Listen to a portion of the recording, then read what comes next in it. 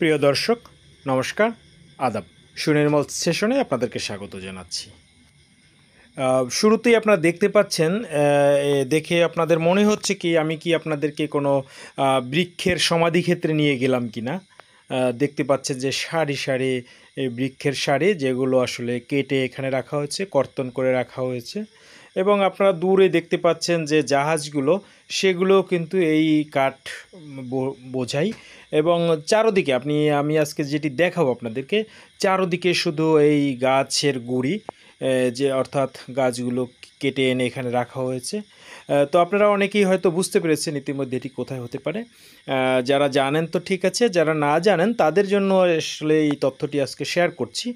এটি হলো বরিশাল বিভাগের পিরোজপুর জেলার স্বরূপকাঠি উপজেলা বা নেছারাবাদ উপজেলার একদম প্রাণকেন্দ্র, এই যে সন্ধ্যা নদীর তীর ঘেঁষে স্বরূপকাঠি সরকারি পাইলট স্কুল এর মাঠের পাশ ঘেঁষে, নদীর পার ঘেঁষে বা অপর পারে রয়েছে স্বরূপকাঠি থানা, নেছারাবাদ থানা। তার অপোজিটে এই গাছের মানে একটি এটি পাইকারি বাজার যেটিকে বলা হয়, সেটি অবস্থিত। আমার জানা মতে এটি বাংলাদেশের বৃহত্তম গাছের পাইকারি বাজার। এটি প্রায় 1 থেকে 1.5 কিলোমিটার লম্বা এই এই মানে নদীর তীর ঘেঁষে।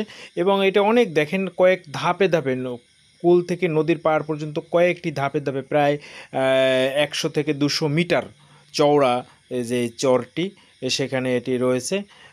এবং মানে এখানে যে কত ভ্যারাইটিস গাছ আছে সেটা সে বলে বোঝানো যাবে না। গ্রাম বাংলার যত ধরনের গাছ মানে বিক্রি করা হয়, বিশেষ করে একটি পরিবার থেকে, সেই সবগুলো গাছ যারা কিনে, ছোট ছোট ক্রেতা খদ্দের, তাদের মাধ্যমে নৌপথে মূলত এটি চলে আসে এখানে। এবং এখানে রয়েছে পাইকারি ক্রেতা, তারা এগুলো কিনে কিনে সাজিয়ে রাখে। এখান থেকে আবার ক্রেতারা নিয়ে যায় সেটি দেশের বিভিন্ন অঞ্চলে। সেটি হতে পারে ট্রাকে করে অথবা লঞ্চে করে, জাহাজে করে। বেশিরভাগ ক্ষেত্রে এখান থেকে জাহাজে করেই দেশের বিভিন্ন প্রান্তে এই গাছগুলো পৌঁছে যায়। এখানে বেশিরভাগই রয়েছে মেহগনি গাছ, এরপরে রয়েছে রেইন ট্রি, চাম্বল থেকে শুরু করে সব ধরনের গাছ আর কি, ফলদ বা বনজ সব ধরনের গাছই এখানে আসে, যেগুলো আসলে গৃহস্থরা বিক্রি করে থাকে, সবটাই এখানে পাওয়া যাবে। আপনি যা চান মোটামুটি যত ধরনের গাছ আছে, যেগুলো দক্ষিণবঙ্গে মূলত হয়ে থাকে, এই এলাকায় যেগুলো হয়ে থাকে। তো এখানে যেমন আমি যদি বলি, আপনি যদি শাল গাছ খুঁজেন সেটি কিন্তু পাবেন না, বা সেগুন গাছ সেটি কিন্তু পাবেন না কাঠ। তো দেখেন এই নদীর ওপারে কিন্তু দেখা যাচ্ছে সারি সারি করাত কল, এখানে আপনি চেরাই করা হয়। এই কাঠগুলো কিনে চেরাই করেও দেশের বিভিন্ন জায়গায় পাঠানো হয়, অথবা এভাবে তো যাচ্ছেই। মানে এখানে সাইজের কোনো নেই, ইয়াত্তা নেই, ছোটো বড় মাঝারি, বড় বড় গুড়ি গাছ, মানে সকল ধরনের গাছ এখানে কেনা বেচা হয়। এবং দেখেন আপনি যত দূর দেখছেন, ওই দূরে দেখা যাচ্ছে সন্ধ্যা নদী, সেই নদীর শাখা নদী এটি, তার পাশে এটি গড়ে উঠেছে। আপনার যতদূর চোখ যায় আপনি দেখবেন শুধু কাঠ আর কাঠ। মানে এখানে একদিকে আপনাকে মনে হতে পারে যে এটা গাছ, বাংলাদেশকে মরুকরণের একটি প্রক্রিয়া বলা যেতে পারে, কিন্তু না, এটি না। এটি মানুষ কিন্তু নিজেদের প্রয়োজনেই গাছ লাগায়, আবার সেটি বিক্রি করে, তার প্রয়োজন মেটায় বিভিন্ন ধরনের আর্থিক অসঙ্গতি দূর করতে বা সচ্ছলতা আনতে গাছ একটি অত্যন্ত কার্যকর পন্থা বলা যায়। আপনারা দেখছেন যে এই যে গাছ কিভাবে এখান থেকে লোড আনলোড হচ্ছে, জাহাজে করে যাচ্ছে, এই যে দূরে দেখেন জাহাজে ভর্তি করতেছে। এখানে প্রচুর লেবাররা কাজ করেন, তাদের কর্মসংস্থান হয়।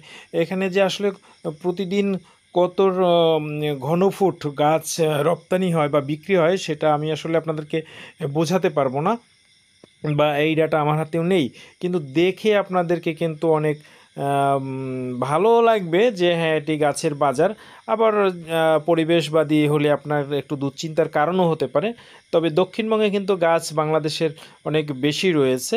সেক্ষেত্রে আমি মনে করি মানুষ এখানে প্রয়োজন মেটানোর জন্য এই গাছ বিক্রি করে, আবার তার প্রয়োজনেই আবার লাগিয়ে নেয়।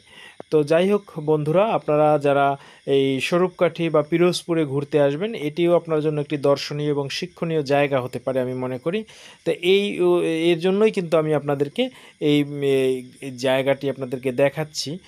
আপনারা স্বরূপকাঠিতে অনেক দর্শনীয় জায়গা রয়েছে, তার মধ্যেও আমি মনে করি এটি আপনার ভালো লাগবে। এবং স্বরূপকাঠি কেন বিখ্যাত সেই প্রশ্নের একটি উত্তরও কিন্তু এটি হতে পারে। এখানে যেমন এই নদীর পাড়ে কিন্তু ডক রয়েছে, সেটিও কিন্তু স্বরূপকাঠির জন্য গুরুত্বপূর্ণ। তবে এই চিত্র যে শুধু এখানেই তা কিন্তু নয়, আপনি এই নদী থেকে বেয়ে যত দূর যাওয়া যায় এর পাড়ে প্রায়ই দেখবেন এরকম গাছের স্তূপ, মানে গাছ ব্যবসায়ীরা রেখেছে। সেগুলো ওপারে, এই নদীর ওপারে রয়েছে ইন্দুরহাট বন্দর, সেখানেও কিন্তু প্রচুর গাছের এরকম স্তূপ রয়েছে, গাছ ব্যবসায়ী রয়েছে। তো যাই হোক, আপনারা এই নিশ্চয়ই আপনাদের এই বিষয়টি ভালো লাগবে এবং স্বরূপকাঠিতে ঘুরতে আসলে আপনারা এটি দেখে যাবেন। তো প্রিয় দর্শক, আপনাদের কেমন লাগলো সেটি জানাবেন। পাশাপাশি আপনারা এখান থেকে কাঠ কিনতে পারবেন, অতি সস্তায় আপনারা কাঠ কিনতে পারবেন। যাদের প্রয়োজন তারাও কিন্তু এখানে এসে কাঠ কিনে নিতে পারবেন। আর আরেকটি বিষয় হলো যে যদি আপনার ভালো লাগে ভিডিওটি ছড়িয়ে দিবেন, অন্যদের দেখার সুযোগ করে দিবেন। শুধু দেখাই না, এখানে আপনার প্রয়োজনের জন্যও আপনি আসতে পারেন কাঠ কিনতে। তো প্রিয় দর্শক, ভিডিওটি লাইক কমেন্ট শেয়ারের মাধ্যমে ছড়িয়ে দিবেন এবং আপনি গাছ লাগাবেন, প্রয়োজনে গাছ বিক্রি করবেন। পরিবেশের জন্য গাছ অত্যন্ত গুরুত্বপূর্ণ, আমাদের জীবনের জন্য গাছ গুরুত্বপূর্ণ।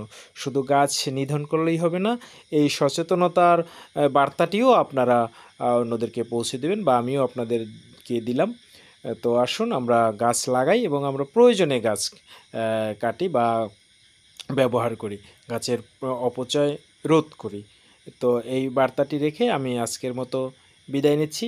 সুনির্মল সেশনস চ্যানেলটিকে সাবস্ক্রাইব করে রাখার অনুরোধ রাখছি এবং পাশাপাশি পরবর্তী যে কোনো ভিডিও দেখার জন্য আপনাদেরকে আমন্ত্রণ জানিয়ে আজকের মতো বিদায় নিচ্ছি।